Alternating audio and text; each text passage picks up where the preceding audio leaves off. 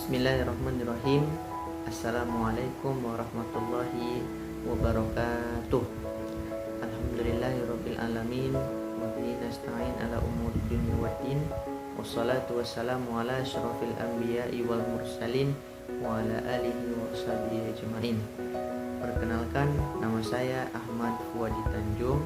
Saya berasal dari jurusan Ekonomi Islam C semester 5 dari Universitas Islam Negeri Sumatera Utara.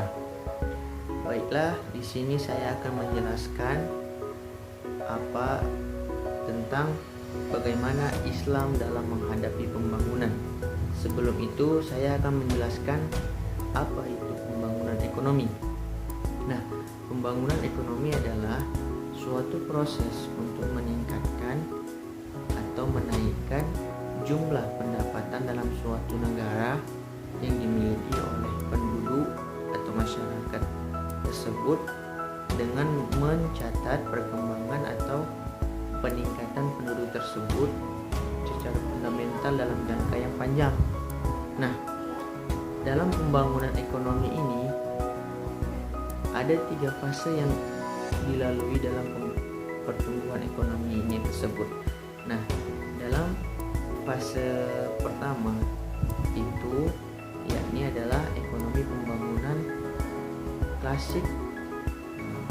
Nah, jadi fase pertama ini adalah ekonomi pembangunan klasik, yang mana para ekonomi klasik mencoba untuk menjelaskan ekonomi dalam jangka panjang menggunakan teori kapitalisme gitu. Nah, fase ini hanya bertahan kurang lebih 1 tahun kurang lebih 1 abad sejak dipublikasikannya teori The World of Nation karya Adam Smith tahun 1776. Nah, masuk ke fase yang kedua. Fase ini terjadi setelah Perang Dunia Kedua dan negara-negara dunia yang baru dan adanya negara-negara dunia yang baru merdeka. Nah, jadi karena banyaknya negara-negara dunia ini yang baru merdeka, maka mereka memiliki analisis permasalahan yang menarik perhatian gitu. Analisis masalah yang menarik perhatian ini adalah berpindahnya teori ekonomi liberalisme menjadi teori ekonomi neoklasik, yang mana ketergantungan peran pasar itu lebih sedikit dan lebih banyak ke peranan dalam pemerintahan. Nah, masuk ke fase yang ketiga itu kebalikan dari fase yang kedua, di mana peran dari pemerintah itu tidak besar lagi, atau bisa jadi tidak ada peran lebih dari pemerintahan, atau bisa kita bilang fase dalam ekonomi liberalisme. Nah, jadi masuk kita ke inti atau topik ke pembahasan. Nah, bagaimana pembangunan ekonomi itu dalam perspektif Islam? Nah, dalam pembangunan ekonomi perspektif Islam itu yakni ialah suatu proses. Saya akan menjelaskan apa itu pertumbuhan ekonomi dalam teori ekonomi Islam. Nah, jadi pembangunan ekonomi itu adalah dalam perspektif Islam yakni suatu proses untuk meningkatkan kesejahteraan masyarakat dan meningkatkan kenyamanan, meningkatkan atau menanggulangi kemiskinan dan menciptakan kemaslahatan antara satu penduduk dengan yang lainnya, atau satu manusia dengan manusia yang lainnya, maslahah. Nah,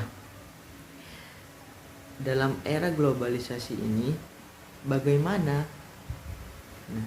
bagaimana Islam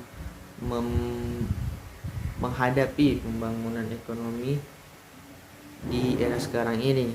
Nah, jadi konsep ekonomi dalam Islam itu telah dicantumkan di dalam Al-Quran dan Sunnah.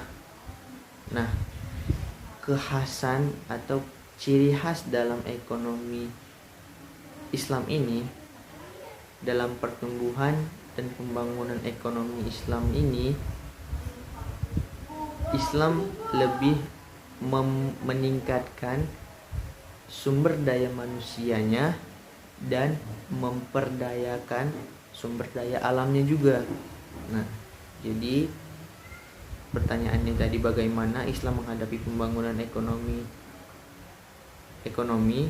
Nah, jawabannya ialah Islam lebih meningkatkan sumber daya manusianya dan juga memperdaya sumber daya alamnya. Nah, dalam meningkatkan sumber daya manusia dan memperdayakan sumber daya alamnya, itu tidak hanya mencukupi atau memenuhi kebutuhan duniawi, tapi juga mengangkat harkat dan martabat manusia itu sendiri, serta untuk menyongsong ke kehidupan yang lebih baik di dunia ataupun di akhirat. Demikianlah video dari saya. Lebih kurangnya saya mohon maaf apabila ada salah kata atau kurang jelas. Saya minta maaf. Kesalahan itu datangnya dari saya sendiri dan kebenaran datangnya dari Allah Subhanahu wa taala. Akhirul kalam, wabillahi taufiq wal hidayah. Assalamualaikum warahmatullahi wabarakatuh.